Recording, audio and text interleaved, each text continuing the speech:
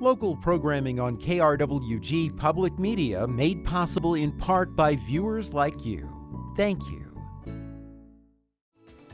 This is KRWG Public Media, TV, radio, online. News that matters. Now, across the Mesilla Valley and the borderland, the stories that shape our community. From the KRWG Broadcast Center at New Mexico State University, this is Newsmakers. Up front this year, the New Mexico legislature approved a massive increase in spending for schools across the state. Teacher pay will increase, and more money will be spent to help students who need it. But with one of the highest poverty rates in the nation, many students need access to social services. To help in that effort, the community school movement brings those services into the schools. Mallory Falk has more from Lynn Middle School, the first community school in Las Cruces.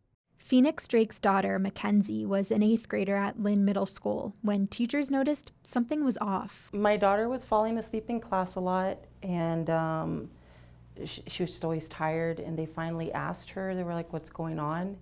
And she got scared because she told them, well, it's because it was really cold in the car last night. And they were like, what do you mean? Drake and her daughter had recently become homeless. They got evicted after a friend stole Drake's rent money. Now they were living out of a car while Drake held down a job at a call center. And I was telling them I was saving up, trying to find my own place. It was just hard because every meal that we ate was out. We didn't have anywhere to cook. I would drive my daughter to the truck stop in Vado so they could take showers and wash up for the morning to come to school and stuff like that. Once the school found out what was going on, the principal called Drake and asked her to come in right away. I was really afraid that my daughter was going to be taken away from me. And my greatest fear, of course, was that she'd end up in foster care or somewhere where someone was going to mistreat her or do something and I wouldn't be there to protect her. But that's not what happened. Instead, the principal offered to help Drake get back on her feet. She told her about some of the services Lynn offers families, like a monthly food pantry and access to a washer and dryer. And the principal connected Drake with a housing nonprofit, which found her an apartment. We went from being homeless to having our own place. They helped lift me back up. Lynn is a community school, the first one in Las Cruces. The idea is simple. Students can't learn if their basic needs aren't met. So the school helps meet those needs by supporting students and their families. Brenda Ballard is the principal at Lynn. It's all about just trying to take away those barriers to learning and trying to give them what they need to be healthy and safe and their basic needs taken care of so that they can focus on instruction. Ballard says it's hard to concentrate if you're hungry or have a bad toothache. So Lynn partners with local nonprofits, businesses, and government agencies to bring much-needed services to the school. Roadrunner Food Bank hosts that monthly food pantry. Ben Archer Health Center provides mental health care. Doña Ana Community College started up a dental clinic inside the school. Elmer Gonzalez directs the dental hygiene program at the community college. He says Lynn was a great fit for the first school-based dental clinic. It qualifies as a 100% free and reduced lunch school, an indicator of poverty. We want to provide services to the community and children who have no insurance, who have limited access to dental health care services. And also we want to be able to provide the services on site because that's going to allow the kids to not miss so much school. And the parents don't have to miss work or worry about transportation. We also have different kinds of things like sanitary napkins if they need to take some home. Sylvia Chavez is the community administrator at Lynn. She stands in the community room, a bright space with a healthy snack bar and racks of donated clothing free for the taking. Chavez's job is essentially to coordinate all these community partnerships. Having a dedicated staff person to do this work is one of the things that sets a community school like Lynn apart from more traditional schools. I mean, you can walk into any school and there might be a parent room, there might be a place where parents can learn English. So it doesn't look that much difference. The difference is that I'm here to support that and support the staff as well, so that they're not doing all the work. I'm here to do the running around, the hunting, the listening. The district funds Chavez's position, but otherwise it doesn't pay for these additional services. The time and supplies come out of partner organizations' budgets. It isn't an added cost really for the school. NEA New Mexico's Mary Parr Sanchez is the community schools liaison for Las Cruces Public Schools. She says a study in Albuquerque, which has more than 20 community schools, found that for every dollar spent on a coordinator like Chavez, there was a $7 return on investment because of all the services that were brought in. Sanchez helped bring the community school model to Las Cruces. She said Lynn made sense as a pilot, not just because of its demographics, but because of its location. We thought for a real community school, it needed to be kind of a walking school where there were neighborhoods around it. So that puts out several of our middle schools because most kids get bused in. But at Lynn, there is a rich, vibrant community that surrounds it. Sanchez says in just 2 years, Lynn has already seen a boost in attendance rates and a drop in out-of-school suspensions. Now she's working to transform more schools.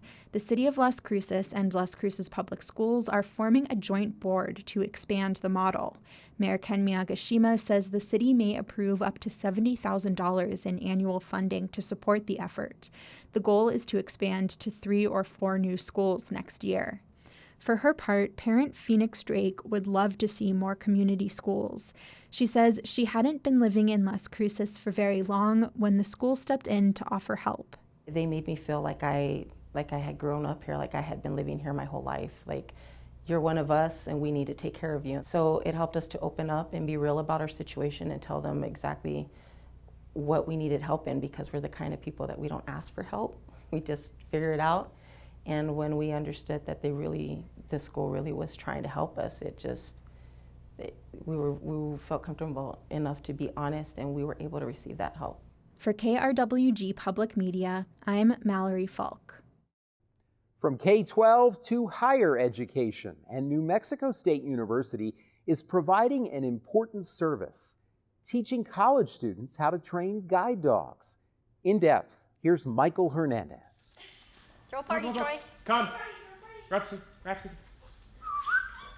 Good girl. Throw a party, throw a party. Good girl. New Mexico State University has gone to the dogs. Fortunately, that's positive news for students in the school's Agricultural, Consumer, and Environmental Sciences, or ACES College. In the Facility for Investigating Dog Owner Learning and Behavior, or FIDO Lab, students can teach puppies up to 15 months old basic obedience and socialization skills. Once trained, the canines head to Guide Dogs for the Blind, a nonprofit guide dog school in California for formal training. It's Eliza Voigt's first time training dogs professionally. The animal science senior is raising Shuttle, a 1-year-old black Labrador retriever. Voight teaches Shuttle basic obedience skills and commands like sit, stand, and heel, calls a blind person would use daily. Our most important role as a puppy raiser is to socialize the puppies and take them to basically every situation that a blind person could probably come in contact with. So I take Shuttle with me everywhere. He goes with me to church, goes with me to the mall often, goes with me to all my classes, and he goes with me to the restroom. He goes with me everywhere. Like he's my basically my little partner in crime. There's a handful of little partners in the FIDO Lab. Shuttle, along with his 4-legged friends Cece and Rhapsody, learn more than to come or lay down. They're taught proper positioning, impulse control, and to only eat food fed to them, never off the ground. And Olivia is going to treat her because that was really hard for her. There was a treat right by her paw, and she left it. That was really, really good. Dr. Gayleen Fasenko runs the companion animal program. While any dog can be a companion animal, Fasenko says Guide Dogs for the Blind breeds Labrador retrievers, golden retrievers, or a mix of both. But the larger the dog, Fasenko says, the bigger the responsibility. It's like having a baby or a toddler as the dog grows. It is a huge commitment. It is not just about getting a puppy and loving on it and taking it home and playing with it. We follow training protocols from Guide Dogs for the Blind. They use positive reinforcement. We don't use any positive punishment style training. And the reason is that we want these dogs to form a good bond with us. Those bonds are formed early, like the one between animal science junior Shanae Smith and Kondo, a 15-week-old yellow lab. A first-time trainer herself, Smith says she's learning how big of a responsibility it is raising a puppy. She's not old enough to have paws on the ground yet, so we have to carry her to every single place we go to until she has all of her shots and she's old enough, which is 16 weeks, then she can start putting on a vest and going out in public with us, and we can start the more intense training of like being out with other people and in different environments. So I'm going to drop the bucket to make a loud noise, and the dogs, it's okay if they look at the bucket to see what made the noise, but we don't want them being fearful of it. And they all just looked and were like, hey, what was that? And that's exactly the kind of reaction we want. Because a blind person will be exposed to a variety of situations, Voigt says guide dogs need to be ready for anything. To adjust to outside stimuli, the pooches take walks around campus, go into restaurants, and even mingle with the sheep next door. The dog has to be accustomed to the different sounds of traffic, the different sights and smells, the people, and we don't know if they're going to go to a big city or to an urban area where there's going to be different like farms and stuff like that. So it's definitely something that we have to try to expose them to as much as possible as we can now, in a positive way. So that way when they're with their blind handler, they're not scared, they're not fearful, they're confident, and most importantly, they're focused on their job. Fasenko says part of that job includes the ability to make their own choices. As Smith explains, that's because they'll be applying what's called intelligent disobedience. So you have to teach them everything from learning to disobey an owner when they want them to do a task for them that's not going to be safe for the handler. So they have to learn intelligent disobedience. So if you want to cross the street but there's a car coming, the dog has to know that it's not safe to make the owner go across the street. Both Voigt and Smith say one of the most challenging parts of being a trainer is to not become too attached to their dogs. But they know it's for a worthy cause, one that benefits not only the person who receives the dog, Fasenko says, but also who raises it. Guide Dogs for the Blind has the motto, raise a puppy, change a life. And when we first got into this, we thought that that really meant if you raise the puppy, you're going to change a disabled blind person's life. Okay. We didn't realize it was going to change our lives. Bring the leash, bring the leash. Good girl. For KRWG Public Media, I'm Michael Hernandez. Get her, Raps, get her.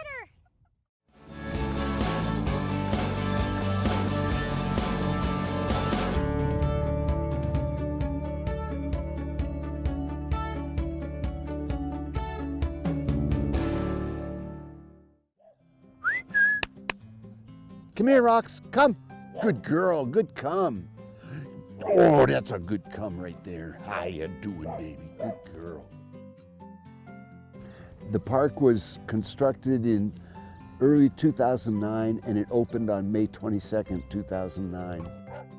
The coalition is a group of people, a nonprofit charity. Our mission is to help maintain and improve and expand upon the leash-free dog park here in Las Cruces. The primary purpose of a dog park is the socialization. So then dogs get friendlier, calmer. They're not as liable to be barking at thin air and things like that when they're back at their house. And most of the dogs go home pretty tired and happy.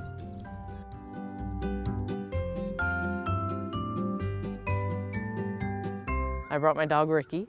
I've been coming to the park probably about a little over 3 years, ever since I've lived here. I like this park. I really like the morning crew. There's good people here, there's good dogs. It's a good, safe place to take my dog.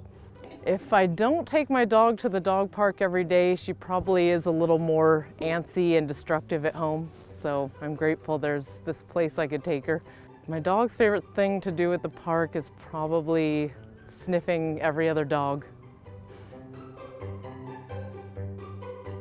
The park is right between the Meersite Recreation Center here on Hadley, 430 Hermosa, and we're right between the Meersite Center and the Police Training Academy. It's open every single day of the year. We have an official website at www.lcdogparkers, that's all one word, lcdogparkers.com. We also have a Facebook page.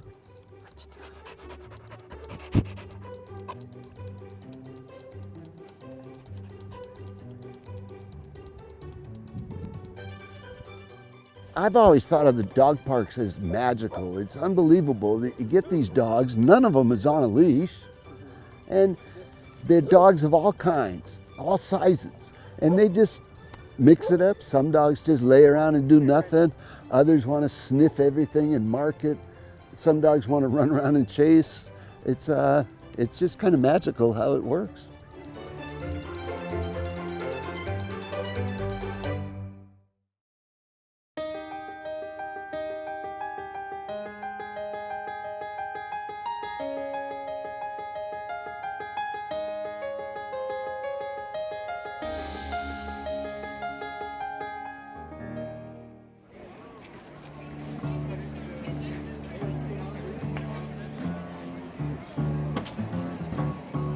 This market started in 1971, so we're over 40 years old, and we've always been in this downtown area. Now we've gone through a lot of changes. This downtown area used to not be an actual through street, used to be a brick road, had some awnings over it, but we've grown with the revitalization of downtown. So I am the market manager here. We only have a staff of 3 people. I'm one of those people. I've been doing this for about almost 2 years now. So we live in Las Cruces, and we're coming down here to pick up our weekly produce and coffee and just check out what's going on around the community. So we're regular visitors, yeah, come here almost every Saturday. I like that it's been consistently here for many years. You can always depend on it. I like the crafts. Unusual, a lot redundant, you know, a lot of them are the same, but it's a beautiful way to get out on a Saturday morning and enjoy Las Cruces. The best time to come out to the market is year-round. We're here every Saturday, 8:30 to 1, and you will always find lots of different stuff out here, food, arts and crafts, produce, lots of things to spend your money on. When we have people come to visit, we always take them down to the market, not just for fruits and veggies, but also for a little shopping, for gifts and trinkets from New Mexico. What I like about this market is it's a very nice family atmosphere. You get a nice walk. It has about 7 city blocks. There's musicians, you got great food trucks, good crafts to look at. It's just a fun family outing for a Saturday morning. We are downtown in Las Cruces along Main Street, so we're 7 blocks long, and that is only on Saturdays. Our Wednesday market is much smaller and it's just on the plaza. So we're here year-round, Wednesday and Saturday from 8:30 in the morning until 1 o'clock in the afternoon. There is no admission fee to come in as a customer. People can come in and walk freely as they'd like, shop, or just come and walk in the morning. We are ADA compliant. We make sure that we are accessible to as many people as possible. I was born and raised in Las Cruces. I live in Mesilla, and I come every year for tomatoes. I really like that I'm helping out local farmers and buying my stuff locally. I know it hasn't been transported very far. I can talk to the farmers about their growing practices, so I know what I'm getting, and I like to support our community. So our market does accept EBT or food stamps. How it works is you come to our market and our EBT booth, and what they do is they will swipe your card there, take off whatever given amount it is that you request, and then our market actually doubles the amount that you get. The original amount that's taken off your card, let's say you take $10 off, you are given some wood tokens, and that's good for anything you'd normally be able to use food stamps on, you know, honey, eggs, bread, produce, things like that. We then give you an additional $10 that are silver coins that are only good for produce. So this helps low-income families get more fresh local goods and really stretch their dollar as far as they can. One of the pros of accepting the EBT card is that you get a new customer base. A lot of new customers that you wouldn't get because they can be able to spend their EBT monies here at the farmers market, where normally they wouldn't be able to if you didn't accept that. I don't have the machine to do the card, I do the tokens. It's like the double up food bucks. I also do WIC, they're little vouchers. But yeah, that's helped my sales a lot. Our market is comprised of over 300 members. That includes craft vendors, agriculture, food trucks, and we have musicians as well. Well, I personally have been playing music here for about 2 years, with bands, without bands, by myself, mainly with him now. We get to play original music that we make. It's a little rough to play down here, but otherwise it's really fun, and you put music out to people in Las Cruces, just local people, and make money off of it. We love what we do. I have about 1.5 acre garden. I grow tomatoes, lettuce, beets, carrots, radishes. I'm just starting, I'm new to this, so trying to get involved in the market farming, market gardening, and I saw Las Cruces Farmers Market was the best venue to sell my produce at. Well, I'm originally from Maryland. My husband is a silversmith and photographer, and I'm a gourd artist. This is a good place to start out your business. If you want to become a vendor, if you have artwork you'd like to sell, we're always looking for good local artists to join us. We're always looking for people who sell produce. So we at the market are really big on just local entrepreneurship. This is probably one of the best markets you could come to sell your wares. And of course, everyone should be supporting local. You know, that money stays in our local economy and it benefits consumer and the seller.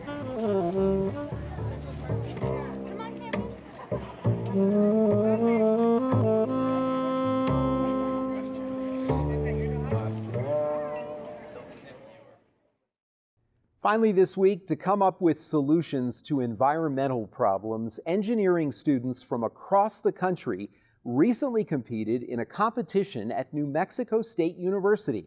Michael Hernandez was there. From air and water pollution to climate change, there's no shortage of problems facing the environment. But future engineers are up to the challenge of solving them. More than 150 engineering students and faculty from universities nationwide met at the New Mexico Farm and Ranch Heritage Museum to test prototypes they designed and built to solve tasks. Tasks like using drones to measure the emission levels of industrial smokestacks or purifying drinking water with silver ions for astronauts. Vanessa Coria, a chemical engineering senior from the University of California, Riverside, is taking part in her third straight competition. Using solar energy, Coria and her team created a thermal drying closet to replace the household tumble dryer. The closet collects the sun's heat to dry clothes and can be automated with a microcontroller. Since the clothes hang to dry, Coria says there's zero waste from lint. As for emissions, we're letting out air, and that's not a hazardous effect at all for the system. Another advantage is that we are reducing the cost of electricity, and by reducing it, we're helping those around us in the communities that can implement it and make it more sustainable for them, because at the end we want to have a system that is sustainable and that can last longer. The design won Coria's team third place in their category.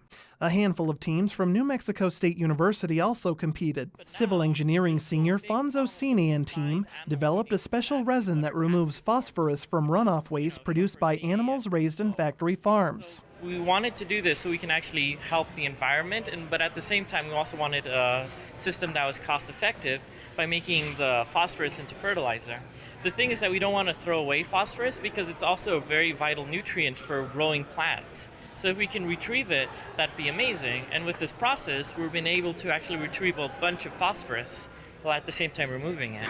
Cine says it's also important to keep phosphorus out of local water sources like the Rio Grande because it can cause algae blooms that kill fish. Howard Wallace, a former Boeing Company employee, has been a judge for the competition since the early 2000s. He says he's impressed by how students are applying newer technologies like 3D printing and drones to address environmental issues. While the contest gives students hands-on career experience, Wallace says they must also learn how to communicate their designs to both judges and those with different educational backgrounds. How do you communicate to somebody that's not as well educated as you are in this particular field, or that doesn't have the understanding too?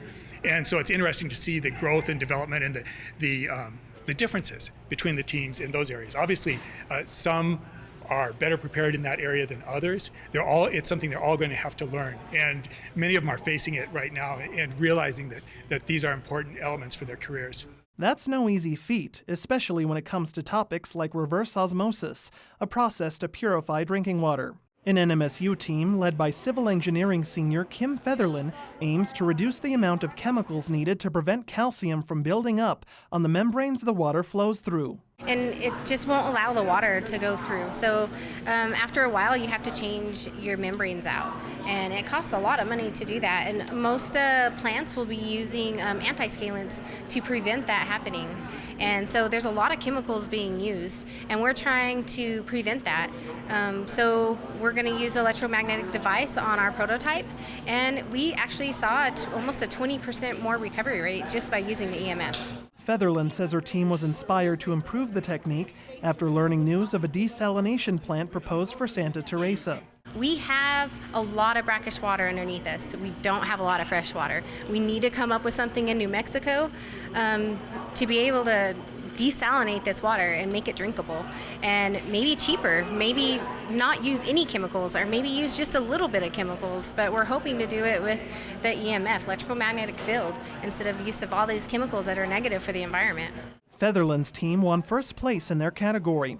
But win or lose, she says the fun she had with her teammates developing new ways to help the environment was a reward in itself. For KRWG Public Media, I'm Michael Hernandez. That's our time for now. Join us this week on KRWG Radio every weekday. It's Morning Edition 5 to 9, Fresh Air at 11, followed by Here and Now noon to 2, and All Things Considered 4 to 7. KRWG News is always online at krwg.org, and we'd love to hear from you. Email us with your story ideas and video submissions. The address is feedback@nmsu.edu. For all of us at KRWG News, I'm Fred Martino. Have a great week. We'll see you next time on Newsmakers.